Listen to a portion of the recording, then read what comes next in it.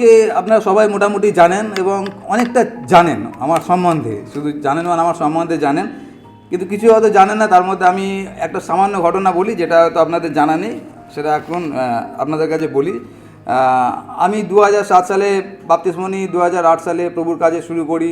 তারপরে আমার একটাই পরিকল্পনা ছিল, সেটা হচ্ছে নন্দী বংশ যেন খ্রিস্টের হয় আর নন্দী বংশ যেন বৃদ্ধি পায়। আর সেই পরিকল্পনা নিয়ে আমাদের বিয়ে হয়, স্বর্ণর সঙ্গে আমার বিয়ে হয়। আর বিয়ে হওয়ার যে একটাই বিশেষ উদ্দেশ্য ছিল সেটা হচ্ছে এই যেন আমাদের বংশ বৃদ্ধি পায়। তার কারণ নন্দী বংশ হচ্ছে সবাই মূর্তি পূজা করা, আর আমি শুধুমাত্র প্রভুকে জেনেছি বা প্রভু আমাকে জেনেছেন, আর সেই জন্য আমার পরিকল্পনা ছিল যাতে বংশ বৃদ্ধি হয়। কিন্তু তারপরে যে ঘটনাটা ঘটেছিল 2012 সালে যখন আমাদের বিয়ে হয়, 2013 সালে আমাদের প্রথম মিসক্যারেজ হয়, মানে বাচ্চা নষ্ট হয়ে যায়। আর আমরা খুব ভেঙে পড়েছিলাম যখন বাচ্চা নষ্ট হয়ে যায়। তখন আমার কাছে একটাই প্রশ্ন ছিল যে প্রভু কেন? তার কারণ আমি একমাত্র, ফোনটা বন্ধ রাখবেন বা সাইলেন্স করে রাখবেন। তো তখন ঈশ্বরের কাছে প্রশ্ন ছিল যে প্রভু কেন আমার সঙ্গে, কেন এই ঘটনাগুলো ঘটছে? আমার বন্ধুদের বিয়ে হচ্ছে, সঙ্গে সঙ্গে তাদের বাচ্চা কাচ্চা হয়ে যাচ্ছে, অথচ আমার ক্ষেত্রে কেন হচ্ছে? তো আমরা ভেঙে পড়েছিলাম। তারপরে আবার প্রায় 2 বছর আমরা প্রার্থনা করার পর 2013, 2014, 15তে বোধহয় আবার, আমি ডেটগুলো ঠিক সালগুলো মনে নেই, স্বর্ণ আরও ভালো বলতে পারবে, প্রায় 2 বছর পর আবার গর্ভে একটা সন্তান আসলো, কিন্তু আবার 2.5 থেকে 3 মাসের মধ্যে সেই বাচ্চাটা নষ্ট হয়ে গেল। আর তারপরে নষ্ট হয়ে যাওয়ার পর আমরা আবার ভেঙে পড়লাম। ভেঙে পড়ার পর তারপরে আমরা ডাক্তারের পিছনে অনেক টাকা খরচা করেছি। তখন আমরা দুজনেই চাকরি করতাম, স্বর্ণ আমার থেকে 3 গুণ বেশি স্যালারি পেতো ও যেখানে চাকরি করতো। তো আমাদের যা পয়সা ছিল আমরা ডাক্তারের পিছনে ওড়াতাম, কিন্তু কোনো ডাক্তার কিছু করতে পারেনি। আমাদের রেজাল্ট তখন 0 হয়ে গিয়েছিলো সম্পূর্ণরূপে। আর যখন এইরকম ঘটনার মধ্যে দিয়ে যাচ্ছি, তারপরে প্রায় 7 বছর আমরা নিঃসন্তান ছিলাম। তো আমরা এই সিদ্ধান্তে এসেছিলাম ভাই, এইটা আমরা মেনে নিয়েছিলাম যে হতে পারে এটাই হচ্ছে ঈশ্বরের পরিকল্পনা আমাদের জীবনে, যে আমরা নিঃসন্তান থাকি। আর আমরা সেটা মেনে নিয়েছিলাম দুজনেই। তো স্বর্ণ মেনে নিয়েছি, আমিও মেনে নিয়েছি, এবং আমরা আমাদের মতো জীবন চালানো শুরু করে দিয়েছি, দুজনে মিনিস্ট্রির মধ্যে আমরা আছি। আর তারপরে এইরকম একটা সময় যখন আমরা এই 7 বছর কাটাচ্ছি এরকম একটা যন্ত্রণা নিয়ে, আর আপনারা জানেন বাচ্চা না থাকার যন্ত্রণা তো একটা, তার সঙ্গে 2টো বাচ্চা নষ্ট হয়ে যাওয়া, সেই যন্ত্রণাটা কতটা ভয়ানক হতে পারে। আর সেই রকম একটা সময় আমি আগে যে মণ্ডলীতে পাদ্রী ছিলাম, ওই মণ্ডলীতে কোনো একটা দিন এইরকম 31 তারিখে ধন্যবাদের সভা হচ্ছিল। আর খুব সম্ভবত আমি বোধহয় সভাটাকে পরিচালনা করছি, আমার ঠিক মনে নেই। আর যখন এই সভা হচ্ছে তখন সবাই ধন্যবাদ দিচ্ছে, যেমন আজকে আমরা সবাই ধন্যবাদ দিয়েছি। সবাই ধন্যবাদ দিয়েছে, বিভিন্ন কারণে ধন্যবাদ দিচ্ছে। যেরকম অমিত একটা সুন্দর কথা বলেছে যে আমরা জাগতিক কারণে ধন্যবাদ দিই। ওই যে ধন্যবাদগুলো ছিল অধিকাংশ জাগতিক কারণে ধন্যবাদ ছিল। আর সেখানে স্বর্ণ বসেছিল। আর যখন স্বর্ণ বসে আছে, ও ননস্টপ কেঁদে যাচ্ছে, অনবরত ও চোখ থেকে জল বেরিয়ে যাচ্ছে। আর ওকে দেখে বুঝতে পারা যাচ্ছে যে ও হয়তো কাঁদতে চাইছে না, কিন্তু জল বেরিয়ে যাচ্ছে। তার কারণটা কি? তার কারণ আমাদের জীবনটা এইরকম একটা পরিস্থিতির মধ্যে দিয়ে যাচ্ছে। 2টো মিসক্যারেজ হয়ে গেছে, 7 বছর ধরে আমরা নিঃসন্তান, আমাদের বাচ্চা কাচ্চার হবে না, আশা ছেড়ে দিয়েছি, ডাক্তার দেখানো বন্ধ। তো সেরকম একটা পরিস্থিতির মধ্যে দিয়ে যাচ্ছে। সবাই যখন ধন্যবাদ দেওয়া হয়ে গেছে, প্রায় শেষ, তখন স্বর্ণ হাত তুললো যে ও বলবে। আর তারপরে ও মাইক নিল, আর ও যে ধন্যবাদটা দিয়েছিল, ধন্যবাদটা এইটাই দিয়েছিল যে প্রভু এখনও পর্যন্ত আমাদের জীবনে যা কিছু ঘটনা ঘটেছে, 2টো মিসক্যারেজ ঘটেছে, যা কিছু ঘটেছে, তার জন্য তোমাকে ধন্যবাদ দিই। ধন্যবাদ এটাই যে যা কিছু ঘটুক না কেন, কিন্তু এখন আমরা তোমার পথে আছি এবং তোমার সেবা করতে পারছি, তার জন্য তোমাকে ধন্যবাদ দিই। তো আমি যেটা বলতে যাচ্ছি আজকের দিনের জন্য আপনাদের সকলকে, আবার আমাকেও, সেটা হচ্ছে আমরা যখনই ধন্যবাদের জন্য মাইক নিই বা ধন্যবাদের জন্য দাঁড়াই, 99%, 99% আমাদের ধন্যবাদের কারণটা এটাই হয়, সেটা হচ্ছে জাগতিকভাবে আমি কি পেয়েছি এবং কি পাইনি। আর ওই জন্য যখনই ধন্যবাদ আসে, আমরা সঙ্গে সঙ্গে আমাদের ফ্ল্যাশব্যাক আমরা খুঁজতে থাকি যে 2025 সালে 1 তারিখ থেকে 31 তারিখ পর্যন্ত কোন কোন ভালো ঘটনা আমার জীবনে ঘটেছে, তার পরিপ্রেক্ষিতে আমরা ধন্যবাদ দিই। কিন্তু আজকে আমি যেটা বলবো সেটা হচ্ছে ধন্যবাদ ঝড়ের মধ্যে দাঁড়িয়ে থেকে ধন্যবাদ দেওয়া, ওটা হচ্ছে প্রকৃত ধন্যবাদ। বা অন্য কথায় যদি বলি, সেটা হচ্ছে আপনি যখন ঝড়ের মধ্যে, তখন ঈশ্বরকে ধন্যবাদ দেওয়ার কারণ খোঁজায় হচ্ছে প্রকৃত ধন্যবাদ। আমি তার মানে বলছি না যে জাগতিক কারণে আমরা ধন্যবাদ দেবো না, অবশ্যই দেবো, কিন্তু তার থেকেও যেটা বড় দরকার আছে সেটা হচ্ছে জাগতিকের থেকে আত্মিক কারণে। যখন আপনি ঝড়ের মধ্যে দিয়ে যাচ্ছেন, যখন আপনি সমস্যার মধ্যে দিয়ে যাচ্ছেন, তখন যদি আমরা ধন্যবাদ দিতে পারি, সেই ধন্যবাদটা হৃদয়ের গভীর থেকে আসে। বাকি যেটা জাগতিকভাবে পেয়েছি, ওই ধন্যবাদটা অনেক সময় গিভ অ্যান্ড টেক পলিসি হয়ে যায়। সেটা হচ্ছে ঈশ্বর আমাকে দিয়েছেন, সেই জন্য আমি তাকে ধন্যবাদ দিচ্ছি, সেখানে আহামরি কিছু থাকে না। তো সেই জন্য আজকে আমরা যে বিষয়টা দেখব সেটা হচ্ছে ঝড়ের মধ্যে ধন্যবাদের কারণ খোঁজা। এটা হচ্ছে শিরোনাম, ঝড়ের মধ্যে ধন্যবাদের কারণ খোঁজা। আর আমরা যে অংশটা দেখব সেটা নেওয়া হয়েছে মতিলিখিত সুসমাচার, আর তার 14 অধ্যায়। আমি পড়বো আপনাদের কাছে 22 পদ থেকে, মতিলিখিত সুসমাচার 14 অধ্যায় 22 পদ থেকে। আর সেখানে এরকমভাবে লেখা আছে, এরকম পরিচিত একটা অংশ আছে, লেখা আছে, আর যিশু তখনই শিষ্যদিগকে দৃঢ় করিয়া বলিয়া দিলেন যেন তাহারা নৌকায় উঠিয়া তাহার অগ্রে পরপারে যান, আর ইতিমধ্যে তিনি লোকদিগকে বিদায় করিয়া দিবেন। পরে তিনি লোকদিগকে বিদায় করিয়া বিরলে প্রার্থনা করিবার নিমিত্ত পর্বতে উঠিলেন। সন্ধ্যা হইলে তিনি সেই স্থানে একাকী থাকিলেন। কিন্তু নৌকা খালি স্থল হইতে অনেকটা দূরে গিয়া পড়িয়াছিল, তরঙ্গে টলমল করিতেছিল, কারণ বাতাস প্রতিকূল ছিল। পরে চতুর্থ প্রহর রাত্রিতে তিনি সমুদ্রের উপর দিয়ে হাঁটিয়া তাহাদের নিকটে আসিলেন।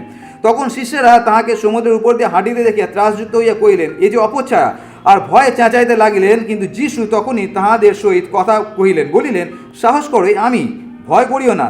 তখন পিতর উত্তর করিয়া তাহাকে কহিলেন, হে প্রভু, যদি আপনি হন তবে আমাকে জলের উপর দিয়া আপনার নিকটে যাইতে আজ্ঞা করুন। তিনি বলিলেন, আইসো। তাহাতে পিতর নৌকা হইতে নামিয়া জলের উপর দিয়া হাঁটিয়া যীশুর কাছে চলিলেন। কিন্তু বাতাস দেখিয়া তিনি ভয় পাইলেন এবং ডুবিয়া যাইতে যাইতে উচ্চস্বরে ডাকিয়া কহিলেন, হে প্রভু, আমাকে রক্ষা করুন। তখনই যীশু হাত বাড়াইয়া তাহাকে ধরিলেন আর তাহাকে কহিলেন, হে অল্প বিশ্বাসী, কেন সন্দেহ করিলে? পরে তাহারা নৌকায় উঠিলে বাতাস থামিয়া গেল, আর যাহারা নৌকায় ছিলেন তাহারা আসিয়া তাহাকে প্রণাম করিয়া কহিলেন, সত্যই আপনি ঈশ্বরের পুত্র। আর এটা নিয়ে আমি অনেকবার প্রচার করেছি, আর এই ঘটনাটা আপনাদের সকলের জানা আছে। আমি সংক্ষেপে বলি ঘটনাটা কী আছে। ঘটনা রয়েছে, যিশু 5,000 লোককে খাওয়ালেন, আর খাওয়ানোর পরে অনেক ভিড় হলো। আর সেই সময় যিশু তার শিশুদেরকে বললেন, তোমরা এখন সমুদ্রের ওপারে যাও। কোন সমুদ্র? রয়েছে গালিল সমুদ্র। তো যখন ওদেরকে যেতে বলা হলো, ওরা নৌকা নিয়ে যাওয়া শুরু করে দিল। আর তারপরে যখন কিছুটা গেল, যাওয়ার পরে ঝড় উঠলো, তরঙ্গ উঠলো, ঢেউ উঠলো, আর তারপরে দেখা গেল একজন হেঁটে হেঁটে আসছে। তারা ভয় পেয়ে গেল, ভাবলো বোধহয় একটা ভূত আছে। তারপর যিশু বললেন, এটা আমি, তোমরা কেন ভয় পাচ্ছ? আর তারপর পিতর বললেন, যদি আপনিও আমাকে হাঁটতে দিন। পিতর জলের উপর থেকে হাঁটলো, আর তারপর ঝড়ের দিকে তাকে ডুবে গেল, বলে, প্রভু আমাকে বাঁচান। প্রভু হাত দিলেন, আর তারপরে উঠে আসলো। এটা হচ্ছে পুরো ঘটনাটা। এখন এই ঘটনার মধ্যে থেকে আজকে আমরা কয়েকটা জিনিস দেখার চেষ্টা করব খুব শীঘ্রই, যেটা আমাদের প্রত্যেকের জীবনে কার্যকারী। প্রথম যে বিষয়টা হচ্ছে, আমার যে টাইটেলটা আছে সেটা হচ্ছে ঝড়ের মধ্যে ঈশ্বরকে ধন্যবাদ দেওয়ার কারণ খোঁজা। প্রথম যে কারণটা আছে, প্রথম যে পয়েন্টটা আছে সেটা হচ্ছে এই, যে আমরা ঈশ্বরকে ধন্যবাদ দিতে পারি, বা আমরা এই প্রভু যিশুকে ধন্যবাদ দিই তার কারণ আমরা যেই পরিস্থিতিতেই ছিলাম না কেন, সেটা ঝড় হোক বা তরঙ্গ হোক, সেইখানে ঈশ্বরের চোখ এবং ঈশ্বরের কান আমাদের প্রতি ছিল। অন্যভাবে আবার বলি, সেটা হচ্ছে ঝড়ের মধ্যে 2025 সালে ঝড়ের মধ্যে ঈশ্বরের চোখ এবং ঈশ্বরের কান আমার প্রতি ছিল, সেই জন্য আমি যিশুকে ধন্যবাদ দিই। আর এই কথাটা মানে কি, এটা বোঝার জন্য আমরা যদি 24 এবং 25 পদে দেখি, সেখানে লেখা আছে কি, লেখা আছে, কিন্তু নৌকাখানি স্থল হইতে অনেকটা দূরে গিয়া পড়িয়াছিল, তরঙ্গে টলমল করিতেছিল, কারণ বাতাস প্রতিকূল ছিল। পরে চতুর্থ প্রহরে রাত্রিতে তিনি সমুদ্রের উপরে দিয়া হাঁটিয়া তাহাদের নিকটে আসিলেন। এখানে যে কথাটা আছে সেটা হচ্ছে এই, যতক্ষণ নৌকা ঠিকঠাক চলছিল ততক্ষণ পর্যন্ত যিশু পৌঁছায়নি। যখনই তরঙ্গ উঠলো, যখন নৌকাটা সমস্যার মধ্যে পড়লো, তখনই যিশু ওখানে উপস্থিত। তাহলে ব্যাপারটা কী হলো? ব্যাপারটা হলো এই, যে যদিও যিশু তাদের থেকে অনেক দূরে, কিন্তু যিশুর চোখ তাদের প্রতি ছিল। আর শুধু চোখ ছিল না, দেখবেন লেখা আছে গীতসংহিতা 34 আর 15, সেখানে একটা খুব সুন্দর কথা লেখা আছে। গীতসংহিতা 34:15 আমি পড়ছি আপনাদের জন্য। এরকমভাবে লেখা আছে, 34:15-তে লেখা আছে, ধার্মিকগণের প্রতি সদাপ্রভুর দৃষ্টি আছে। ধার্মিকগণের প্রতি সদাপ্রভুর দৃষ্টি আছে। ওটাই হচ্ছে আমাদের ধন্যবাদ, যে 2025 সালে যদিও আমি ঝড়ের মধ্যে দিয়ে গিয়েছি, কিন্তু ঈশ্বরের চোখ আমার প্রতি ছিল। প্রথম বিষয়। তারপরে কি লেখা আছে, তাহাদের আর্তনাদের প্রতি তার কর্ণ আছে। তার মানে শুধু তার চোখ নেই, তার কানটাও আছে, তিনি দেখতে পাচ্ছেন এবং শুনতেও পাচ্ছেন। তো এখানে প্রথম যে বিষয়টা দেখতে পাচ্ছি সেটা হচ্ছে, যখন তারা ঝড়ের মধ্যে পড়লো, তার সঙ্গে সঙ্গে প্রভু যিশু সেখানে। তার মানে হচ্ছে প্রভু যিশু তাদেরকে পর্যবেক্ষণ করছিলেন, দেখছিলেন, ক্যামেরা, সিসিটিভি ক্যামেরা কি হচ্ছে। যেই বিপদে সঙ্গে সঙ্গে প্রভু যিশু সেখানে উপস্থিত হলেন। যতক্ষণ পর্যন্ত বিপদ ছিল না, যিশু সেখানে দরকার ছিল না। যখনই বিপদ তখনই যিশু দরকার। ওটা দেখবেন আমাদের জীবনে ঘটে, যখন সকল কিছু ঠিকঠাক থাকে যিশুকে আমাদের জীবনে দরকার হয় না। যেই আপনি বিপদে পড়বেন তখন বুঝতে পারবেন যে আপনার সঙ্গে আরেকজন আছে, তার নাম হচ্ছে যীশু খ্রিস্ট। আর সেই জন্য যখন আপনি আমি বিপদের মধ্যে থাকি, কেউ থাকুক আর নাই থাকুক, ঈশ্বরের চোখ এবং ঈশ্বরের কান আমাদের সঙ্গে থাকে। এটা কীরকমভাবে? সেটা হচ্ছে, আমরা যেখানে থাকি ওখানে প্রচুর বাচ্চা আছে, আর অধিকাংশ বিহারি আছে। তো আইসাক যখন ঘরে খেলে, তখন আমরা অতটা সচেতন থাকি না, তার কারণ জানি ঘরের মধ্যে খেলছে, যাবে কোথায়। আর ঘরের মধ্যে আমি সেরকমই করে রেখেছি যাতে ওর কোনো বিপদ না হয়। যেমন যেখানে যেখানে এরকম কোন যেখানে আছে সেখানে আমি নরম কিছু লাগিয়ে রেখেছি যাতে ধাক্কা না লাগে, ছোটোবেলা থেকে সেগুলো আমি করে রেখেছিলাম। তো যদি ঘরে খেলে আমরা অতটা চিন্তা করি না, তার কারণ আমি জানি ঘরের মধ্যে আছে। কিন্তু যখন বাইরে যায় তখন আমরা খুব সচেতন থাকি। চোখ সবসময় খোলা রাখে। স্বর্ণকে বলি, তুমি চোখ কিন্তু আইসাকের দিকে রাখবে, কান খোলা রাখবে, ওর আওয়াজ শুনতে পারছো কিনা। আর ও যখন সাইকেল চালায়, যায় অনেক দূরে, আবার চলে আসে। একটু যদি দেরি হয়, যে এখন কেন ফিরলো না, আমি সঙ্গে সঙ্গে হাঁটা শুরু করি, দেখতে যে ও কোথায় আছে। কেন? তার কারণ হচ্ছে, যতক্ষণ বাড়িতে থাকে আমি জানি বাড়ির পরিস্থিতি ওর জন্য ঠিক আছে, কিন্তু বাইরের যে পরিস্থিতি আছে, বিশেষ করে যে বাচ্চাদের সঙ্গে খেলাধুলা করে, ওই বাচ্চাগুলো আইসাকের মানসিকতার বাচ্চা একেবারেই নয়। তারা হচ্ছে প্রচণ্ড হিংস্র, কথায় কথায় তারা খারাপ খারাপ কথা বলে, তারা মারপিট করে, সেই সব বাচ্চাদের সঙ্গে আইসাক মেশে। তো সেই জন্য যখন ও বাইরে যায়, তখন আমাদের চোখ এবং আমাদের কান আইসাকের প্রতি একদম সজাগ থাকে। কেন? হয়তো বিপদে পড়তে পারি। একই রকমভাবে যখন আপনি আমি সমস্যার মধ্যে থাকি, বিপদের মধ্যে থাকি, তখন ঈশ্বরের চোখ এবং ঈশ্বরের কান আরও বেশি অ্যাক্টিভ হয়ে যায়। কেন?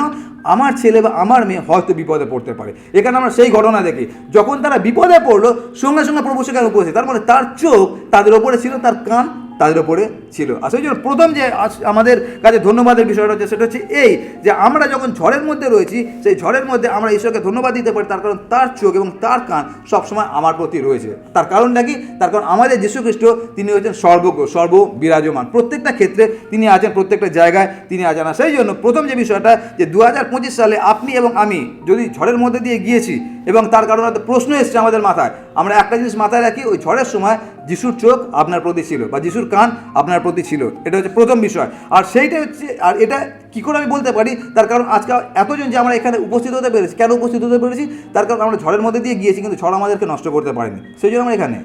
তার মানে তার চোখ এবং তার কান আমাদের সঙ্গে ছিল বলে আজকে আমরা এখানে বসে তাকে ধন্যবাদ দিতে পারছি। সেই জন্য প্রথম বিষয়টা কি? সেটা হচ্ছে তার চোখ এবং তার কান আমার প্রতি ছিল, সেই জন্য আমরা যিশুকে ধন্যবাদ দিতে পারি। দ্বিতীয় বিষয়টা কি? সেটা হচ্ছে আমরা যিশুকে ধন্যবাদ দিতে পারি, তার কারণ হচ্ছে এই যে তার কণ্ঠস্বর সবসময় আমাদের সঙ্গে ছিল, বা তার রব সবসময় আমাদের সঙ্গে ছিল। তার চোখ আমাদের ওপর ছিল, তার কান আমাদের প্রতি ছিল। আর শুধু সেটা নয়, 2 নম্বরটা কি? 2 নম্বরটা হচ্ছে প্রভু যিশুর কণ্ঠস্বর বা প্রভু যিশুর রব সবসময় আমাদের সঙ্গে ছিল, সেই জন্য আমরা প্রভু যিশুকে ধন্যবাদ দিই। আর এই প্রভু যিশুর রবটা কি? সেটা আবার আমরা চলে যাই, যেটা আমরা পড়েছি, আর সেখানে লেখা আছে এইরকমভাবে 26 এবং 27 পদে। 27 পদে বলা হচ্ছে, যিশু তখনই তাহাদের সহিত কথা কইলেন। তার রব শোনা গেল, কথা কইলেন, কি বলিলেন? সাহস করো, এ আমি, ভয় করিও না। এইরকম পরিস্থিতিতে যদি কেউ বলছে ভয় করিও না, ওর থেকে আনন্দের বিষয় কিছু হতে পারে না। কিন্তু আমি যদি বলি ভয় করো না, আমি যদি আপনাদেরকে বলি যে আপনারা ভয় পাবেন না, আমার কথার কোনো মূল্য নেই। তার কারণ আপনার ধরুন কোনো একটা দুরারোগ্য রোগ হয়েছে, বা আপনি কোনো একটা কঠিন সমস্যার মধ্যে দিয়ে যাচ্ছেন, আর আমি আপনাকে বলছি ভয় করো না, কিন্তু আমার ক্ষমতাও নেই যে আপনার এই সমস্যা থেকে আমি আপনাকে উদ্ধার করতে পারি। সুতরাং আমি যদি বলছি আপনাকে ভয় করো না, আমার কথার কোনো মূল্য নেই। আমি যদি আপনাকে বলি যে যেটা ভূমিকম্প হয় না, ভূমিকম্পকে ভয় পাবেন না, তার কারণ ভূমিকম্প তো কিছু করতে পারে না। আর দেখবেন যে ভূমিকম্প হলো সবার আগে পাদ্রীবাবু গায়েব হয়ে গেছে। সুতরাং আমার কথার কোনো মূল্য নেই। কিন্তু এখানে যিনি বলছেন ভয় পেও না, সেটা সাধারণ কোনো মানুষ বলছে না। এখানে কে বলছে? যে বলছে তার নাম এখানে লেখা আছে যোহন তার 10 অধ্যায় 3 এবং 4 পদে। যোহন 10 অধ্যায় কী লেখা আছে আপনারা জানেন?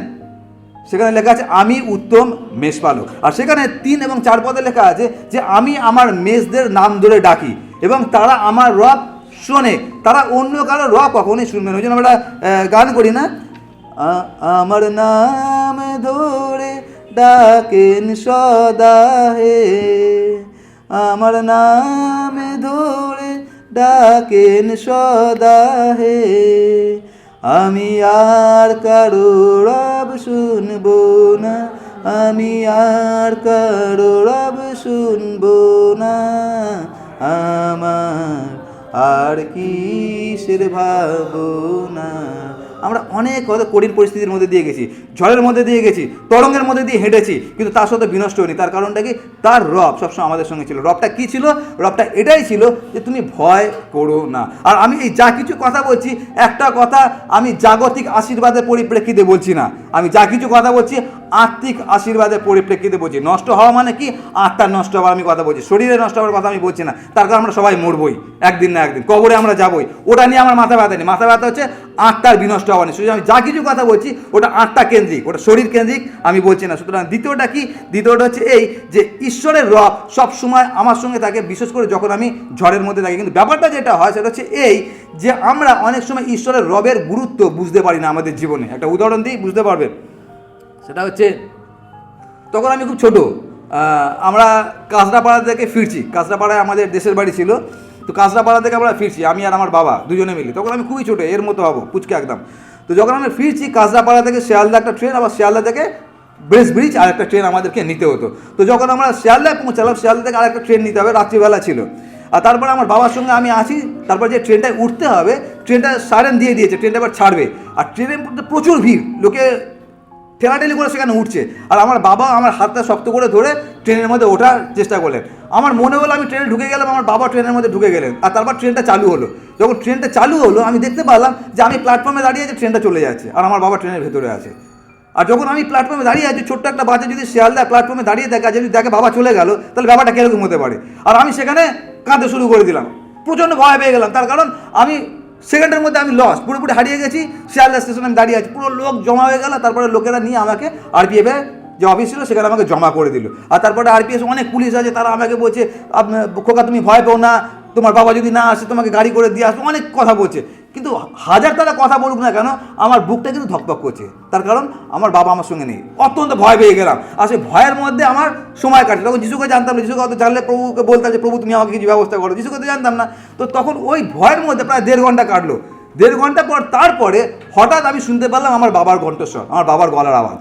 আর যেই শুনতে পারলাম বাবার গলার আওয়াজ, সঙ্গে সঙ্গে আমার হৃদয়ের মধ্যে যে ভয়টা ছিল ওটা গায়েব হয়ে গেল। কী করে গায়েব হলো?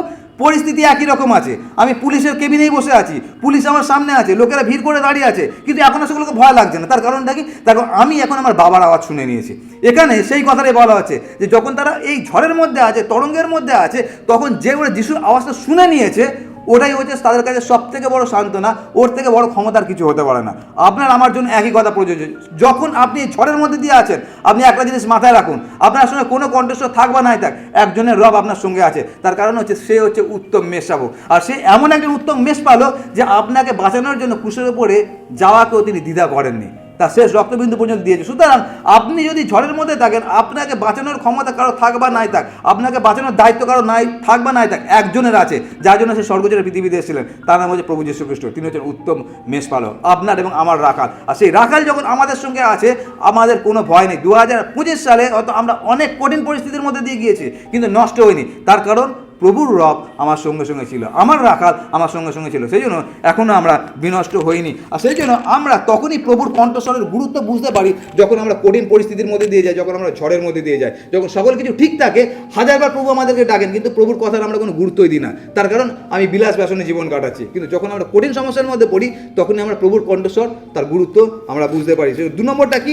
2 নম্বরটা আমরা প্রভুকে ধন্যবাদ দিতে পারি, তার কারণ কঠিন পরিস্থিতিতে প্রভুর রব আমাদের সঙ্গে সঙ্গে থাকে। 3 নম্বরটা কি? 3 নম্বরটা হচ্ছে প্রভুকে ধন্যবাদ দিই এই ঘটনার পরিপ্রেক্ষিতে যে প্রভু আমাদেরকে জলের ওপর থেকে হাঁটতে সাহায্য করছেন। এই কথাটা মানেটা কি?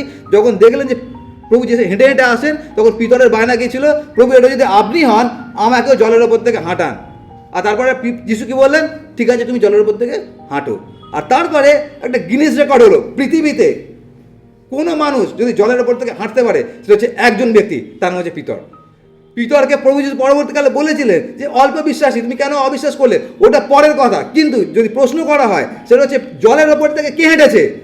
যিশুর কথা বাদ দিন, যিশু ঈশ্বর, যিশু জলের উপর থেকে হাঁটতে পারে, বাতাসের উপর থেকে হাঁটতে পারে, কেন ওগুলো তার তৈরি করা। কিন্তু কোন মানুষ জলের উপর থেকে হাঁটতে পেরেছিল? একজনই মানুষ জলের উপর থেকে হাঁটতে পেরেছিল, তার নামটাকে? তার নাম হচ্ছে পিতর। এখন এই যে ব্যাপারটা, যে পিতর জলের উপর থেকে হাঁটলেন, যখন হাঁটলেন তার আগের মুহূর্তে ব্যাপারটা কী ছিল? ব্যাপারটা এটাই ছিল, পিতর এবং তার সঙ্গে আর যারা শিষ্যরা ছিল, তাদের যে ভয়ের কারণটা ছিল, কারণটা জলটাই ছিল। যে জল হয়তো আমার জীবনকে আজকে শেষ করে দেবে, এই জলই হয়তো আমাকে মেরে দেবে, এই জলই হয়তো আমাদের নৌকাটাকে শেষ করে দেবে। তার মানে যেই জলটা তাদের কাছে ভয়ের কেন্দ্রবিন্দু ছিল, আজকে সেই জলের ওপর থেকে হাঁটছে। বুঝতে পারছেন আমি কি বলতে চাইছি? যেই জলটা তাদেরকে ধ্বংস করতে পারতো, যেই জলটা তাদের ভয়ের প্রধান বিষয় ছিল, আজকে সেই ভয়ের বিস্তুর ওপর থেকে পিতর হেঁটে বেড়াচ্ছে। তার মানে আপনি আমি যখন আমরা প্রভুতে আছি, আমাদের জীবনে অনেক তরঙ্গ থাকে, অনেক ঢেউ থাকে, কিন্তু আমাদের ঈশ্বর, আমাদের রাখাল আপনাকে এবং আমাকে সাহায্য করেছে 2025 সালে ওই ঢেউয়ের ওপর থেকে হাঁটতে। হেঁটেছে বলে আজকে আমরা এখানে বসে আছি, আমরা যতজন ধন্যবাদ দিয়েছি। সুতরাং 3 নম্বরটা কি? 3 নম্বরটা হচ্ছে আমাদের জীবনে যা কিছু ঢেউ আছে, ওই ঢেউয়ের ওপর থেকে হাঁটতে প্রভু যিশু আমাদেরকে সাহায্য করেছেন। আর আমরা কিছুদিন আগে আমি আপনাদের কাছে প্রচার করেছিলাম লাসারকে নিয়ে, আপনাদের মনে আছে তো? আমি বলেছিলাম যে সেদিনকে বৈতনিয়ার লোক এবং মরিয়াম এবং মার্থা তারা খুব কান্নাকাটি করেছিল। কেন কান্নাকাটি করেছিল? তার কারণ লাসার মারা গিয়েছিল। তার মানে তাদের কাছে সব থেকে যেটা ভয়ের কারণ ছিল, ভয়টা কি? সেটা হচ্ছে আমার ভাই মারা যাবে। সত্যি মারা গেছে, আর শুধু মারা যায়নি, 4 দিন কবরে আছে। আর তারা কান্নাকাটি করছে, গ্রামের লোক কান্নাকাটি করছে। আর তারপরে প্রভু যিশু যে কাজটা করলেন, কী করলেন? যেইটাকে নিয়ে ভয়, তার ওপর থেকে লাসারকে হাঁটিয়ে দিলেন। সেটা কি? যে মৃত্যুকে নিয়ে তাদের ভয়, মৃত্যুর ওপর থেকে লাসারকে হাঁটিয়ে দিলেন, কবর থেকে হেঁটে বেরিয়ে আসলো। সেই জন্য আমি বলেছিলাম লাসারের হাঁটাটা ছিল সেই দিনকে ঈশ্বরের গৌরব, ঈশ্বরের মহিমা। তার কারণটা কি? তার কারণ যিশু ওটা করেন যেটা জগৎ কল্পনা করতে পারে না, যেটাকে নিয়ে আমাদের সব থেকে বেশি ভয়, যিশু সেই ভয়ের ওপর থেকে আমাদেরকে হাঁটায়। লাসারকে সেই কাজটাই করিয়েছিল, যে যেই মৃত্যুকে নিয়ে সারা গ্রামের ভয় ছিল, মরিয়ম মার্তার ভয় ছিল, সে মৃত্যুর ওপর থেকে লাসারকে হাঁটিয়ে দিয়েছিল। আমাদেরকেও যিশু একই কাজ করেন। সেটা হচ্ছে আমরা যখন ঈশ্বরে বিশ্বাস করি, তিনি আমাদের প্রত্যেকটা ঝড়ের ওপর থেকে হাঁটান। কিন্তু আমাদের কাছে প্রশ্ন হতে পারে, সেটা হচ্ছে লাসার তো, পিতর তো পুরোটা হাঁটতে পারিনি, পিতর ডুবে গিয়েছিল। আর যখন ডুবে গিয়েছিল, তারপরে কি বলেছিল? প্রভু আমি ডুবে যাচ্ছি, আমাকে বাঁচান। আর সঙ্গে সঙ্গে হাত ধরে তাকে তুললেন। আর তুলে তারপরে বললেন, হে অল্প বিশ্বাসে কেন অবিশ্বাস করলে? অল্প বিশ্বাসে কেন অবিশ্বাস করলে? কিন্তু এই পিতরকে প্রভু যিশুকে বলেছিলেন, তোমাকে আমি স্বর্গ এবং পাতালের চাবি দিয়েছি, তোমার ওপরে আমি আমার মণ্ডলীকে গাঁথবো। তার মানে এই কাজটার কারণে প্রভু যিশু হৃদয়ে পিতরের প্রতি কোনো তিক্ততা তিনি রাখেননি। তার কারণ এটা খুব স্বাভাবিক ঘটনা, আমাদের ক্ষেত্রে ওটা হয়। যখন আমরা ঝড়ের দিকে তাকাই, আমরা অনেক সময় আমাদের বিশ্বাস থেকে টলে পড়ি। তার মানে এই না যে ঈশ্বর আমাদের হাত ছেড়ে দেন। আর সেই জন্য একটা কথা লেখা আছে, আর সেটা লেখা আছে হিতোপদেশ তার 24 অধ্যায় 16 পদ। আমি বাইবেল খুঁজছি না সময় বাঁচানোর জন্য। হিতোপদেশ তার 24 অধ্যায় 16 পদে এরকম লেখা আছে যে ধার্মিক 7 বার পড়বে। আর ঈশ্বর কতবার তোলেন? কতবার তোলেন ঈশ্বর? 6 বার তোলেন না, 7 বার আবার তুলবেন না, এরকম। ধার্মিক 7 বার পড়বে আবার উঠবে, মানে 7 বার মানে জীবনে 1000 বার পড়তে পারে, কিন্তু ঈশ্বর তাকে আবার হাত ধরে তুলবেন। তার কারণটা কি? তার কারণ তার যে টাইটেলটা আছে হচ্ছে ধার্মিক। আমরা এখানে যারা বসে আছি আমরা ধার্মিক, আমরা পড়েছি অনেকবার বিশ্বাস থেকে, কিন্তু তার মানে এই না যে ঈশ্বর আমাদের হাত ছেড়ে দিয়েছেন। ঈশ্বর আমাদেরকে হাত ধরে আবার তুলেছেন। এটা কীরকমভাবে? সেটা হচ্ছে যখন আইজাক যখন সাইকেল চালানো শেখে, ওর একটা সাইকেল আছে, তো সাইকেলের দুপাশে দুটো চাকা লাগানো ছিল, তো যতদিন চাকা লাগানো ছিল খুব সুন্দরভাবে চালাতে পারছিল, কারণ ব্যালেন্সের কোনো দরকার নেই। তারপর আমি একদিন করে চাকাটা খুলে দিয়েছি, দুটো চাকা খুলে দিয়েছি, খুলে দিয়ে ওকে চালাতে দিয়েছি। তারপর যখন চালাতে পারছে না, পড়ে যাচ্ছে, আর ও বলছে আমি চালাবো না সাইকেল, কারণ দুটো চাকা আমি খুলে দিয়েছি। তারপর আমি ওকে সাইকেল চালানো শেখাচ্ছিলাম। স্বর্ণ ওকে অনেক সময় দিয়েছে, আমি কতটা সময় দিতে পারি, তো আমি ওকে শেখাচ্ছিলাম সাইকেল চালানো কীভাবে চালাতে হয়। তো আমি সাইকেলটা ধরেছিলাম আর ওকে বলছিলাম তুই প্যাডেল মার। 1000 বার প্যাডেল মারছে কিন্তু পড়ে যাচ্ছে, পারছে না। আর অনেকবার প্যাডেল মারতে মারতে যদি কয়েক ন্যানো সেকেন্ডের জন্য ব্যালেন্সটা রাখতে পারছে, আমার মনটা আনন্দে ভরে উঠছে। তার কারণটা কি? এই পেয়েছে। আর আমি স্বর্ণকে ডাকছি, দেখো দেখো দেখো বাবু চালাতে পারছে। এইটা মানে হচ্ছে এই যে পিতর হয়তো ডুবে গেছে, কিন্তু ক্ষণিকের জন্য ও বিশ্বাসটা রেখে জলের উপর থেকে হাঁটতে পেরেছিল। তারপর যখন ডুবে গেছে, প্রভু আছেন হাত ধরার জন্য। আমরা পড়ে যাই অনেকবার, কিন্তু প্রভু ওই পড়ে যাওয়াতে অতটা দুঃখ পান না, আমাদের হাঁটাতে যতটা আনন্দ পান। বুঝতে পারছেন আমি কি বলতে চাইছি?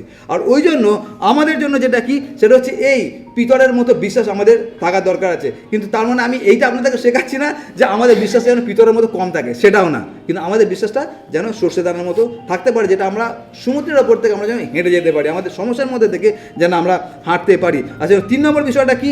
যেইটাকে নিয়ে ভয়, তার ওপর থেকে তিনি আমাদেরকে হাঁটাতে পারেন, আর সেই জন্য আমরা এখানে দাঁড়িয়ে আছি। আর 4 নম্বর যেটা আছে, 4 নম্বরটা হচ্ছে এই যে যখন আপনি ডুবে যাচ্ছেন তখন ঈশ্বরকে ধন্যবাদ দিন। এটা কীরকম কথাবার্তা? পিতর সেই কাজটা যদি করতে পারে, বা হয়তো পিতর করেছে আমরা জানি না, আমরা যখন জলের মধ্যে ডুবে যাচ্ছি মানে সমস্যার মধ্যে যখন ডুবে যাচ্ছি, শেষ হয়ে যাচ্ছি, তখন ধন্যবাদ দিতে বলা হচ্ছে, সম্ভব? কিন্তু 4 নম্বর পর ওটাই যে যখন আপনি জলে ডুবে যাচ্ছেন তখন ঈশ্বরকে ধন্যবাদ দিন। ওটা হচ্ছে প্রকৃত ধন্যবাদ। কী করে ওটা সম্ভব হয়? আমরা কতজন ওটা করতে পেরেছি? 2025 সালে যখন আমি ডুবে যাচ্ছি তখন আমি ঈশ্বরকে ধন্যবাদ দিয়েছি। যখন আমি প্রার্থনা করেছি প্রভু আমার একটা চাকরি হয়ে গেছে, মণ্ডলীর সাথে ধন্যবাদ দিয়েছি, প্রভু আমি প্রার্থনা করেছি আমাকে চাকরি দিয়ে দিয়েছো। যখন আমি প্রার্থনা করছি আমি যেন পরীক্ষা পাস করে দিয়েছি, আমি এসে ধন্যবাদ দিয়েছি। যখন আমি প্রার্থনা করেছি যেন আমার বাড়ি হয়ে গেছে, আমি ধন্যবাদ দিয়েছি। অনেক কিছু জাগতিক কারণে আমরা ধন্যবাদ দিয়েছি। কিন্তু আমি জলে ডুবে যাচ্ছি, মারা যাচ্ছি, শেষ হয়ে যাচ্ছি, ক্যান্সারে আমি আক্রান্ত হয়ে গেছি, 2 দিন পর মরে যাবে ডাক্তার বলছে, তার সাথে আমি ঈশ্বরকে ধন্যবাদ দিচ্ছি। কী করে হতে পারে ওটা? কিন্তু সেটাই সম্ভব যদি আমি প্রকৃতভাবে ঈশ্বরকে জানি। আর সেটা পৌল খুব সুন্দরভাবে বলেছেন যে কি জীবন কি মৃত্যু কোনো কিছু খ্রিস্টের প্রেম থেকে আমাদেরকে পৃথক করতে পারে না। আর তিনি একটা লিস্ট সাজিয়ে দিয়েছিলেন যে প্রভু যিশুর নামের জন্য আমি কত অত্যাচারিত হচ্ছি। আর পৌল বলেছেন আমার জন্য জীবন খ্রিস্ট মরণ লাভ। তার মানে এপার বা ওপার যিশুর হাত আমি ছাড়বো না। আমাদের জন্য ওটাই শিক্ষা আছে। সেটা হচ্ছে আমি যদি ডুবেও যাচ্ছি, এই ডোবাটা হচ্ছে জাগতিক ডোবা। মরবো তো আমরা সবাই, কবরে আমরা সবাই যাবো, কেউ যাবে 40-এ, কেউ যাবে 80-তে, কিন্তু যাবো আমরা সবাই, গ্যারান্টি। কিন্তু ওই যেতে যেতে যদি ঈশ্বরকে ধন্যবাদ দিচ্ছি, ওই ধন্যবাদটা আমাদের জন্য একটা কাজ করে। সেটা কি? একটা তো আমাদেরকে যেটা বুঝতে সাহায্য করে সেটা হচ্ছে এই যে যখন আমরা এই সমস্যার মধ্যে জলে যখন ডুবে যাচ্ছি, সমস্যার মধ্যে ডুবে যাচ্ছি, তখনও যখন আমরা ঈশ্বরকে ধন্যবাদ দিচ্ছি, ওটা আমাদের বিশ্বাসকে দেখায়। বিশ্বাসকে কী দেখায়? সেটা হচ্ছে এটাই দেখায় যে আমার সমস্যার মধ্যে ঈশ্বরের চোখ আমার প্রতি আছে, আমার সমস্যার মধ্যে ঈশ্বরের কান আমার প্রতি আছে, আমার সমস্যার মধ্যে ঈশ্বরের রব আমার প্রতি আছে। আর তার থেকেও বড় কথা, সাধু দাউদ আমাদেরকে বলেছেন 23-এর গীতে, কি বলেছে? যখন আমি মৃত্যুচার উপত্যকা দিয়ে গমন করিব তখন আমি অমঙ্গলের ভয় করিব না। অত্যন্ত গুরুত্বপূর্ণ এই 4 পদটা। তার কারণ তিনি যেটা বলছেন সেটা হচ্ছে বিশ্বাসের জীবন হচ্ছে মৃত্যুচার উপত্যকা দিয়ে চলা জীবন। তার কারণ প্রভু যিশু আমাদেরকে শিখিয়েছে তোমাদের জন্য 2টো পদ আছে, পদ আছে 2টো পদ আছে, কোন পথে যাবি রে মানো, যিশুর কাছে জীবন আছে। সংকীর্ণ পথ সমস্যার পর, জলে ডোবার পর, আর সেখান থেকে যিশু আমাদেরকে যেতে বলেছেন। তো যখন আমরা ডুবে যাচ্ছি সেই মুহূর্তে যদি ঈশ্বরকে ধন্যবাদ দিতে পারি, তার মানে আমি এইটা বিশ্বাস করতে পারি যে আমার এই সমস্যার মধ্যে আমার প্রভু আমার সঙ্গে আছে, যেটা দাউদ বলেছেন, যখন এই মৃত্যুচার উপত্যকা দিয়ে যাচ্ছি তখনও যিশু আমার সঙ্গে সঙ্গে আছে। শুধু যিশু নেই, যিশুর সঙ্গে তার পাঁচুনি এবং তার যষ্টি, যেটা আমাকে সান্ত্বনা দিতে পারে, আর সেটা আমার সঙ্গে আছে। এখন আমি এই কথাটা কেন বলছি, তার কারণ এই যে 7 বছরের যে যাত্রাপথটা ছিল, ওই 7 বছরের যাত্রাপথে অনেকবার জিজ্ঞাসা চিহ্ন এসছে যে প্রভু কেন। কিন্তু ওই 7 বছরের যাত্রাপথে ঈশ্বর শিখিয়েছেন আমাদেরকে অনেক কিছু, যেটা বাইবেল কলেজে আমরা শিখতে পারিনি। যেই শিক্ষাটা আমাদের দরকার আছে প্রভুতে দাঁড়িয়ে থাকার জন্য, যে যখন তুমি ডুবে যাচ্ছ, যখন সমস্যা তোমার চারিদিকে ঘিরে ফেলেছে, তোমার মনে হচ্ছে তোমার জীবন শেষ হয়ে যাবে, তখনও যদি তুমি আমার প্রতি কৃতজ্ঞ থাকতে পারো, তাহলে জানতে পারবে আসলে আমি তোমার জন্য কে। আর সেটা আমাদের প্রত্যেকের জন্য অত্যন্ত কার্যকরী। 2025 সালে আমি জানি না আপনাদের জীবনটা কীরকমভাবে গেছে, অত অনেক সংগ্রামের মধ্যে দিয়ে গেছি, মনে হচ্ছে জলে ডুবে গেছি, কিন্তু তার সত্ত্বেও আমরা এখানে দাঁড়িয়ে আছি। তার কারণটা কি? তার কারণ আমি মৃত্যুচার উপত্যকা দিয়ে গেছি, কিন্তু তার পাঁচনি তার যষ্টি আমার সঙ্গে ছিল এবং তিনি এখনও পর্যন্ত আছেন। সেই জন্য আমরা এখনও জীবিত আছি, আর জীবিত আছি মানে ঈশ্বর থেকে আমরা হারিয়ে যাইনি। আপনারা যদি দেখেন সোশ্যাল মিডিয়াতে যে ঘটনাগুলো ঘটে, কিছুদিন আগে এরকম একটা ঘটনা ঘটেছিল, একটা আগুন লেগে গেছে আর কোনো একজন সেটাকে ভিডিও নিয়ে আপলোড করেছে, ফেসবুকে পাঠিয়ে দিয়েছে। আর সেই যে ফেসবুক ওটাকে ছেড়েছে তাকে অনেকে অনেক কটু কথা বলেছিল। কি বলেছিল তার মধ্যে একটা কথা বলে আপনারা বুঝতে পারবেন, সেটা হচ্ছে এই যে ভাই, যে আগুন লেগে গেছে সবাই বালতি করে জল নিয়ে দৌড়াচ্ছে ওই আগুনটাকে নেভানোর জন্য, তুমি যদি এই ভিডিওটা না তুলে 2 বালতি জল ওখানে ঢালতে অনেক কাজে লাগতো। তো আমরা এই রকম একটা জগতে বাস করি, যখন আপনি বিপদে পড়ছেন তখন আপনাকে সাহায্য করা দূরের কথা, আমরা সেটা নিয়ে অনেক সময় মজা করি। এখন ভাবুন, যখন আপনি জলের মধ্যে ডুবছেন আর তারপরে আপনি যিশুকে ধন্যবাদ দিচ্ছেন, যেমন পৌল করেছিলেন না, তার কাছে জীবন খ্রিস্ট মরণ লাভ, যা কিছু মলবা তিনি গ্রাহ্য করছেন। যদি আমি ওরকম করছি আর আমি ডুবে যাচ্ছি, মরে যাচ্ছি, আর ঈশ্বরকে ধন্যবাদ দিচ্ছি, আর প্রভু যিশু আপনারা আমার ভিডিও করছেন কেন? সবাইকে দেখাবে, দেখো দেখো কত বড় শিষ্য আছে আমার, যে মরে যাচ্ছে কিন্তু আমাকে ধন্যবাদ দিচ্ছে। আমাদের যিশু ওরকম করেন না। আমাদের যিশু এমন একটা যিশু আছেন যিনি হচ্ছে উত্তম মেষ পালো। যখন আপনি জলের মধ্যে ডুবে যাচ্ছেন, একটা জিনিস মাথায় রাখুন, ওই জলের মধ্যে আরেকজন দাঁড়িয়ে আছে, তার নাম যিশু খ্রিস্ট। এখানে আমরা সেই ঘটনাটাই দেখি, যে যেই জলকে তারা ভয় পাচ্ছে, ভাবে জলের মধ্যে ডুবে যাবে, সেই জলের মধ্যে আরেকজন দাঁড়িয়ে আছে, সেটা হচ্ছে তাদের প্রভু। আমাদের প্রভু সেই রকম প্রভু যে যখন আপনি সমস্যার মধ্যে আছেন, সমস্যা আরেকজন দাঁড়িয়ে আছে, যে সমস্যাকে পায়ের তলায় রাখতে পারে, তার নাম যিশু খ্রিস্ট। আর সেই যিশু খ্রিস্ট আপনার এবং আমার সঙ্গে ছিলেন, আর সেই জন্য আমরা এখনও পর্যন্ত এখানে দাঁড়িয়ে আছি। এটা হচ্ছে 4 নম্বর। আর 5 নম্বর যে পয়েন্টটা, সেটা হচ্ছে অত্যন্ত গুরুত্বপূর্ণ, আমাদের প্রত্যেকের জন্য শিক্ষা। 5 নম্বর পয়েন্টটা হচ্ছে এই, যে আমরা প্রভু যিশুকে ধন্যবাদ দিই। কেন প্রভু যিশুকে ধন্যবাদ দিই? যে আমরা এই ঝড়ের মধ্যে থেকেও আমরা ধন্যবাদের একটা কারণ খুঁজে পাই। ঝড়ের মধ্যে থেকে ধন্যবাদের একটা কারণ খুঁজে পাই। এই কথাটা মানেটা কি? এই কথাটা মানে দেখুন, এরকমভাবে লেখা আছে 32 এবং 33 পদে লেখা আছে, পরে তাহারা নৌকায় উঠিলে বাতাস থামিয়া গেল।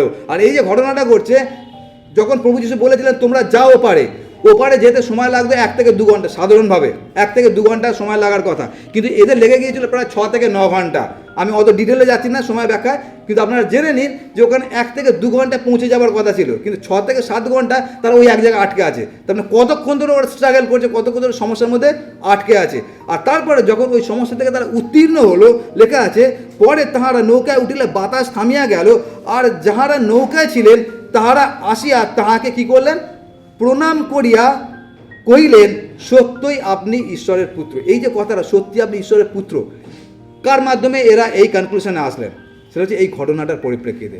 ঝড়টা যদি না উঠতো, 6-7 ঘন্টা যদি তার সঙ্গে সংগ্রাম না করতো, তাহলে ওরা বুঝতেও পারতো না আসলে আমাদের যে প্রভু, তার ক্ষমতাটা আসলে কতটা। আর সেই জন্য আমি যেটা বলছি সেটা হচ্ছে এই, যে যখন আমি ঝড়ের মধ্যে দিয়ে যাই এবং সেই ঝড়টা যখন ঈশ্বর শান্ত করেন, তখন আমরা আসলে বুঝতে পারি যে আমাদের ঈশ্বরের সেই ক্ষমতা আছে, আমার জীবনে যত বড় ঝড় হোক না কেন সেটাকে তিনি শান্ত করতে পারেন। আর তারপরে যে ধন্যবাদটা বেরিয়ে আসে, যে গৌরবটা বেরিয়ে আসে, ওটা হচ্ছে প্রকৃত গৌরব। আর সেই জন্য ঝড়ের মধ্যে থেকে আমরা ঈশ্বরের গৌরব করতে পারি। এটা কীরকমভাবে আপনারা দেখবেন, যখন আমরা ছোটো ছিলাম, ধরুন 30 বছর আগের কথা বলছি, তখন যখন লোডশেডিং হতো সন্ধ্যেবেলা, লোডশেডিং হলে পুরো সারা এলাকা অন্ধকার হয়ে যেত। আমরা যেখানে থাকতাম বিশাল বড় এলাকা, অনেক ছেলেমেয়ে আমরা খেলতাম, বড় একটা মাঠ ছিল, আর যেই অন্ধকার হয়ে যেত, সব অন্ধকার, আমরা সবাই হতাশ হয়ে যেতাম। তারপরে যে যা মোমবাতি জেলে বা লম্প জেলে লুডো খেলতাম, কত কিছু করতাম। আর তখনকার দিনে লোডশেডিং আপনারা জানেন, লোডশেডিং হলো মানে এখন ঘন্টাখানেক তো গেল। আর তখন দারুণ দারুণ অনুষ্ঠান হতো, মোগলি হতো, সুপারম্যান হতো, আর ওগুলো দেখার জন্য আমরা খুব ছটফট করতাম। কিন্তু লোডশেডিং, আর তারপরে 1-1.5 ঘন্টা লোডশেডিং থাকার পর যেই কারেন্ট আসতো, তখন যে ঘুমিয়েও আছে সেও জানতে পেরে যেত যে কারেন্ট এসে। তার কারণ সবাই চিৎকার করতো, একসাথে চিৎকার করতো যে দেশ স্বাধীন হয়েছে।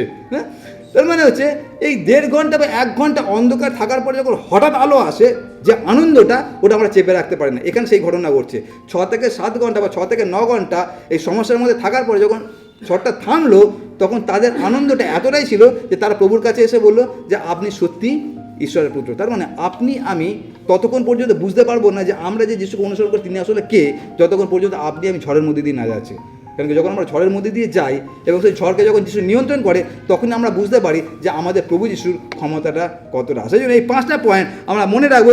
5টা পয়েন্ট আমি কি বলেছি? প্রথম পয়েন্টটা সেটা হচ্ছে আমরা যিশুকে ধন্যবাদ দিতে পারি, তার কারণ 2025 সালে আমরা যত সংগ্রামের মধ্যে দিয়ে গেছি সেখানে যিশুর চোখ এবং কান আমার প্রতি ছিল। দ্বিতীয়টা কি? দ্বিতীয়টা শুধু তার চোখ এবং কান ছিল না, কিন্তু তার রব আমার সঙ্গে সঙ্গে ছিল। যখনই আমি সমস্যার মধ্যে পড়েছিলাম তার রব আমি শুনেছি। 3 নম্বরটা কি? আমরা যিশুকে ধন্যবাদ দিতে পারি তার কারণ তিনি আমাকে জলের উপর থেকে হাঁটতে দিয়েছে। জলের উপর থেকে হাঁটতে দিয়েছে মানে আমার সমস্যার উপর থেকে আমরা হেঁটে চলে গেছি, সমস্যাকে পায়ের তলায় রেখেছি এবং যিশুর নামে বিজয় অপেক্ষা অধিক বিজয় আজকে আমরা এখানে বসে আছি। এটা 3 নম্বর। 4 নম্বরটা কি? 4 নম্বরটা হচ্ছে আমরা প্রভু যিশুকে ধন্যবাদ দিতে পারি যখন আমরা ডুবে যাচ্ছি। আর ডুবে যাওয়ার সময় কেন ধন্যবাদ দিচ্ছি? তাকে আমি জানি যেই জলে আমি ডুবে যাচ্ছি সেই জলে আরেকজন দাঁড়িয়ে আছে, তার নাম যীশু খ্রিস্ট। আর তিনি কখনোই অনুমতি দেবেন না জল যেন আমাকে গ্রাস করতে পারে। তার আমার প্রভু আমার জলের মধ্যে দাঁড়িয়ে আছে। আর সেটা হচ্ছে আপনার আমার জন্য প্রযোজ্য যে আমার সমস্যার মধ্যে আমার সঙ্গে আরেকজন আছে, সেটা হচ্ছে আমার প্রভু যীশু খ্রিস্ট। আর তারপর 5 নম্বরটা কি? 5 নম্বর এই সমস্যার মধ্যে, এই সংগ্রামের মধ্যে বা এই ঝড়ের মধ্যে আমরা একটা কারণ খুঁজে পাই ঈশ্বরকে গৌরব দেওয়া, যখন সেই ঝড়টা আমাদের জীবনে শান্ত হয়। আমাদের প্রত্যেকের জীবনে আমরা অনেক ঝড়ের মধ্যে দিয়ে গেছি, অনেক ভয়ের মধ্যে দিয়ে গেছি। আর আমি সেটা শারীরিক ক্ষেত্রে শুধু বলছি না, আত্মিক ক্ষেত্রে ঈশ্বরের সঙ্গে সম্পর্ক ভেঙে যাওয়ার উপক্রম হয়েছে, কিন্তু সেখান থেকে ঈশ্বর এখনও পর্যন্ত আমাদের বাঁচিয়ে রেখেছেন এবং তার সঙ্গে সম্পর্কটাকে অটুট রেখেছেন। আর সেই জন্য শেষ কথা এটাই আমি বলি, সেটা কি? সেটা হচ্ছে আমরা অনেক সময় এটা প্রচার করতে পারি বা এটা বলতে পারি, সেটা কি? সেটা দেখো আমরা এখনও ভালো আছি, হাত পা নড়ছে, কিন্তু যারা মরে গেছে তাদের উপর কি তাহলে ঈশ্বরের বিশ্বস্ততা ছিল না? কী করে আমরা বলতে পারি? আজকে আমি এখানে সুস্থভাবে দাঁড়িয়ে আছি বলে আমি ঈশ্বরকে বলছি, প্রভুকে ধন্যবাদ দিই, ঈশ্বর আমাকে এতটা ভালোবাসে যে এখন সুস্থ রেখেছেন। তাহলে কালকে যে মরে গেছে ঈশ্বরকে তাকে ভালোবাসেননি? আপনাদের কি মনে হয় ভালোবাসেননি?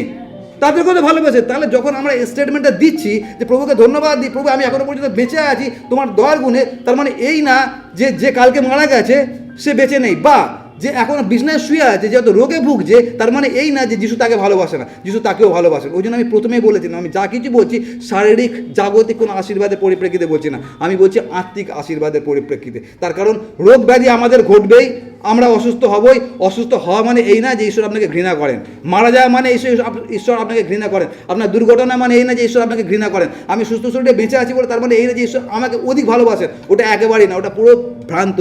ব্যাপারটা ওটা না, ব্যাপারটা কি? সেটা হচ্ছে একটাই, যেটা সাধু পোল বলেছেন, কি জীবন কি মৃত্যু, কোনো কিছু খ্রিস্টের প্রেম থেকে আমাদেরকে আলাদা করতে পারে না। আর ওটাই হচ্ছে আমাদের জন্য সব থেকে ইম্পর্টেন্ট। আর সেই জন্য প্রভু যিশু বলেছেন যে তোমার শরীরকে বধ করতে পারে তাকে ভয় পেও না বাবা। তার কারণটা কি?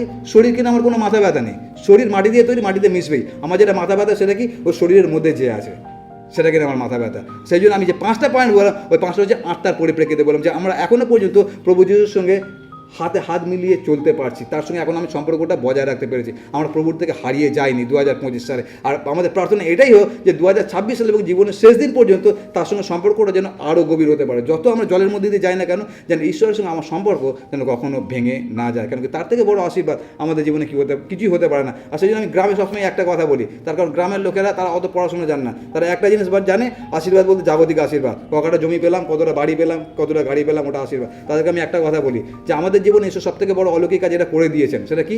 সেটা হচ্ছে এই, আমি পাপী ছিলাম, আমাকে উদ্ধার করছেন। এর থেকে বড় অলৌকিক কাজ আর কি হতে পারে? আর সেই জন্য আমাদের জন্য ওটাই শিক্ষা আছে, সেটা হচ্ছে এই যে আমরা এখনও পর্যন্ত ঈশ্বরের সঙ্গে সম্পর্ক রাখতে পেরেছি, নষ্ট হয়ে যায়নি, শয়তানের হাতে চলে যায়নি, ঈশ্বরের সঙ্গে আছি। আসলে আমরা প্রার্থনা যাই।